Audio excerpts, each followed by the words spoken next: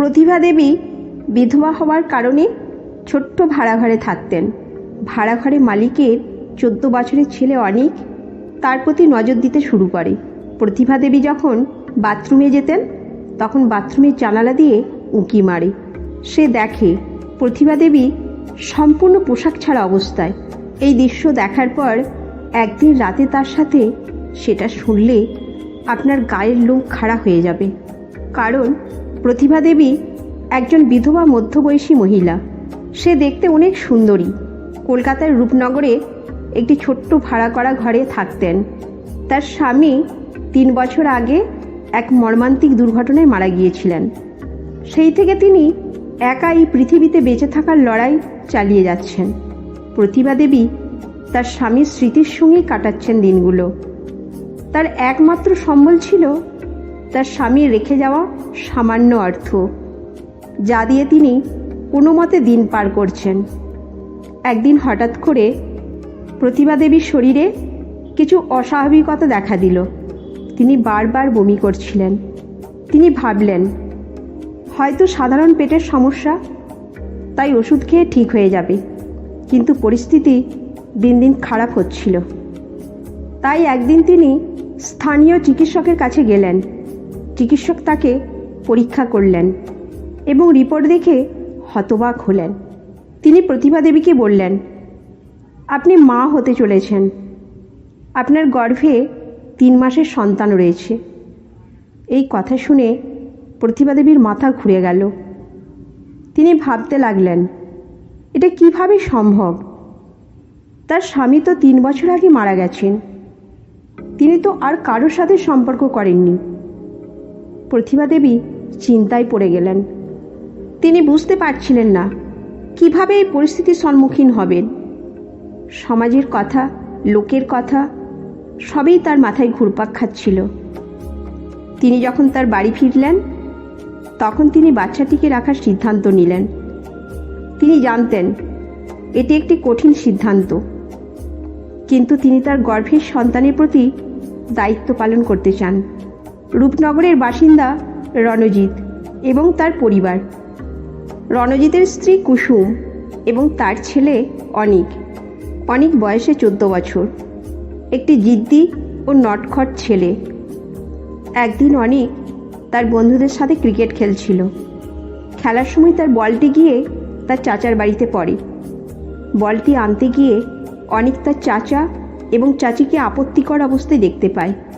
এই দৃশ্য দেখে তার মনেও নানা কুবিবেচনা আসতে থাকে। সেই দিন থেকেই অনিকের মনে পরিবর্তন আসে। সে শারীরিক সম্পর্কে আগ্রহী হয়ে ওঠে। তার চাচা চাচির ঘটনাটি তার মনে গেঁথে যায়।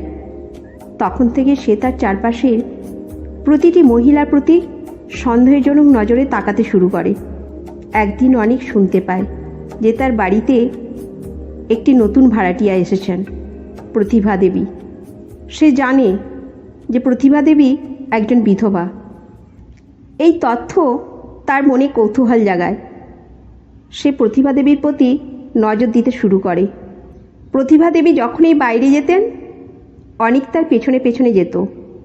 একদিন প্রতিভা দেবী যখন বাথরুমে ছিলেন তখন তিনি জানতেন না যে তার ব্যক্তিগত মুহূর্তগুলি অনিকের কৌতূহলের লক্ষ্যবিন্দুতে পরিণত হয়েছে।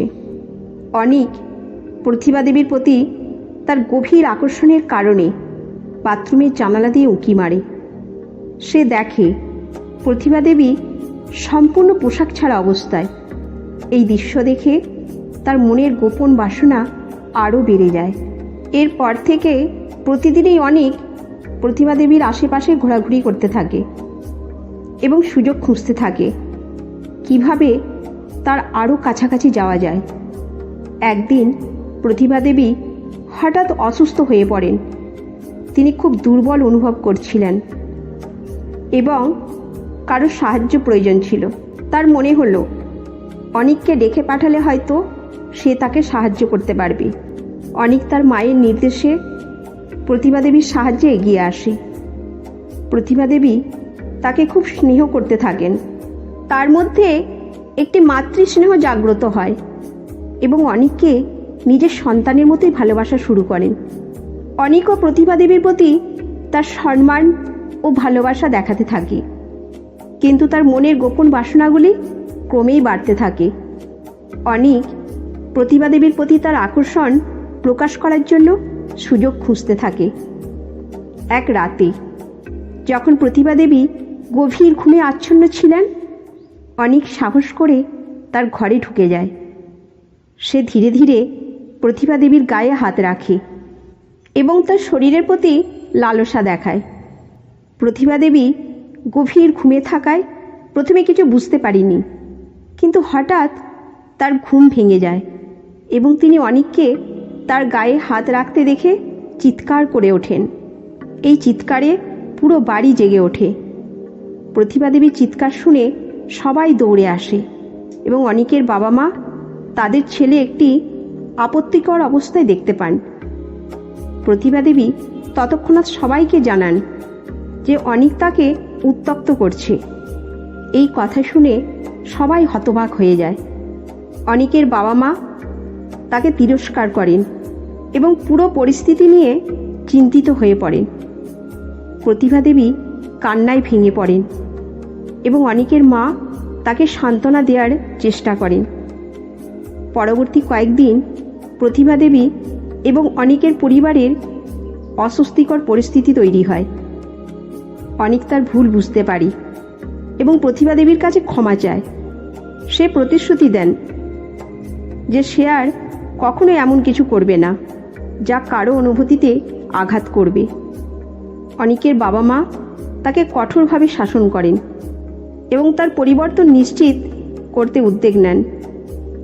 তারা প্রতিভা দেবীর সাথে কথা বলেন এবং তার কাছ থেকে ক্ষমা চান।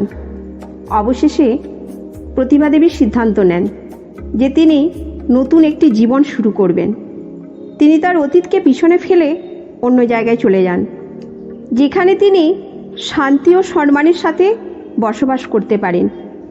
অনিকও তার ভুল থেকে শিক্ষা নিয়ে নিজের জীবনকে সঠিক পথে পরিচালিত করতে সচেষ্ট হয়। প্রিয় দর্শক, এই গল্প থেকে আমরা একটি গুরুত্বপূর্ণ শিক্ষা নিতে পারি। পরিবারের সদস্যদের প্রতি যত্নশীল এবং সম্মানজনক আচরণ অত্যন্ত জরুরি। মানসিক অসুস্থতা থাকলে বিশেষভাবে ধৈর্য ও সহানুভূতি প্রদর্শন করা উচিত। বাড়িতে নিরাপত্তা ও সচেতনতা বজায় রাখা, বিশেষ করে বয়স্ক সদস্যদের সাথে আচরণের ক্ষেত্রে গুরুত্বপূর্ণ। সম্পর্কের প্রতি ভালো যোগাযোগ ও মূল্যায়ন একে অপরকে বুঝতে সাহায্য করে এবং সম্পর্ককে শক্তিশালী করে। আমাদের প্রতিটি পদক্ষেপ আমাদের ভবিষ্যৎ গড়ে তোলে। সাবধান থাকুন এবং আপনার পরিবার ও সম্পর্কের মূল্যায়ন করুন। এই গল্পটি কেমন লেগেছে জানাতে ভুলবেন না এবং আমাদের চ্যানেল সাবস্ক্রাইব করতে ভুলবেন না। ধন্যবাদ।